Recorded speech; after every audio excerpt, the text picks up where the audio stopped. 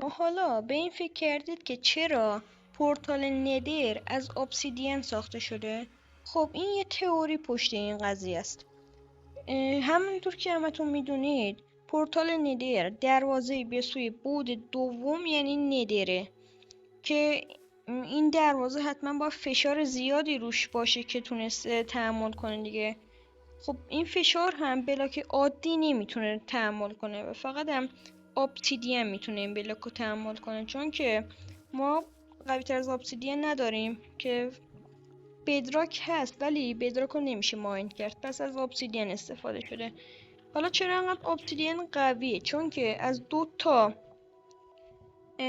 عنصر مخالف ساخته شده، یعنی آب و لاوا، که این 2 تا عنصر وقتی به هم برخورد کنن obsidian که به فارسیش میشه سنگ آتشفشانی رو تشکیل میدن که این سنگ آتشفشانی به قدری قویه که میتونه تحمل کنه پورتال